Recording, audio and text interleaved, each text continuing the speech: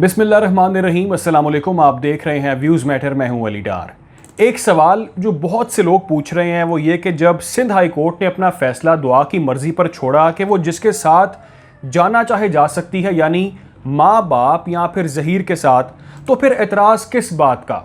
मगर जब हम माजी पर नज़र दौड़ाते हैं तो ऐसे ही हमें कई फ़ैसले मिलते हैं जिसमें अदालत ऐसी बच्चियों को माँ बाप के साथ ही भेजती है या फिर रियासत उसकी निगरान बन जाती है और सख्ती से उसे अपने मियाँ या मुबैना मियाँ से दूर रखती है।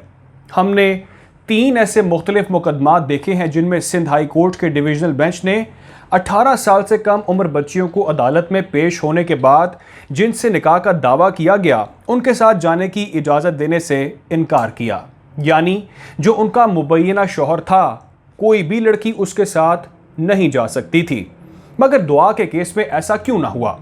इन बच्चियों के सामने 2 ही रास्ते रखे गए थे कि वो अपने वालिदैन के हमरा चली जाएं या फिर हुकूमती तहवील में रहकर कुछ अरसा गुजारें और मुनासिब उम्र तक पहुंचकर फैसला करें।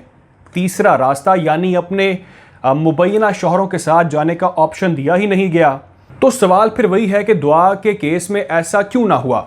मुख्तलिफ कवानीन बिल्कुल वाज़ेह हैं कि कम उम्री की शादियाँ जुर्म हैं और सूबों में इनकी मुख्तलिफ हदूद मुकर्रर हैं। कवानीन में कम उम्र बच्चियों को बहलाना फुसलाना भी जुर्म है और इसको सज़ा मुकर्रर किया जाता है, जबकि 16 साल से कम उम्र बच्चियों को वालिदैन से बहला फुसला कर उनकी निगरानी से अलग करना कानून की नज़र में अगवा के ज़ुमरे में आता है। हाई कोर्ट्स में ये रवायात मौजूद हैं कि एक जैसे मुकदमे में अगर डिविजनल बेंच का फ़ैसला आ जाए तो उस फैसले को मद्देनज़र रखा जाता है, और अगर डिविजनल बेंच ये समझे कि साबका डिविजनल बेंच के फ़ैसले में कोई रद्दोबदल ज़रूरी है तो फिर हाई कोर्ट के चीफ जस्टिस को केस वापस भिजवाया जाता है। चीफ जस्टिस इसमें लार्जर बेंच तश्कील देते हैं, मगर दुआ केस में ऐसा क्यों ना हो सका। उम्र के तयन करने के हवाले से भी हाई कोर्ट सिंगल बेंच का फ़ैसला मौजूद है कि अगर सरकारी कागजात और नादरा में उम्र का इंदराज वाक़े से काफ़ी अरसा पहले किया गया हो तो वही कबूल किया जाएगा। इसमें हुकूमती दस्तावेज़ात और नादरा वगैरह के कागजात को तिब्बी मुआयने पर फ़ौक़ियत दी जाएगी। फिर सवाल वही है कि दुआ के केस में ऐसा क्यों ना किया गया। सुप्रीम कोर्ट का फ़ैसला मौजूद है कि उम्र के तयन में सिर्फ बच्ची के बयान पर इक्तफ़ा नहीं किया जाएगा, बल्कि उस हवाले से दस्तावेज़ात भी इकट्ठी की जाएंगी। मगर दुआ के केस में ऐसा क्यों ना हुआ। यानी अमूमन लड़कियों को सोचने समझने का मुनासिब मौका दिया जाता है जब कहा जाता है कि बुला फुसला कर, वरगरा कर या फिर लालच देकर ये काम किया गया है तो उसमें बेहतर फैसला करने के लिए मुनासिब वक्त की ज़रूरत होती है। इस दौरान उनको हुकूमती सरपरस्ती में शेल्टर होम में रखा जाता है। इस दौरान सोशल वेलफेयर को ये जिम्मेदारी दी जाती है कि वो बच्ची की मुनासिब देखभाल करे, जिसके साथ तालीम और तरबियत के मामलात पर भी नज़र रखी जाती है।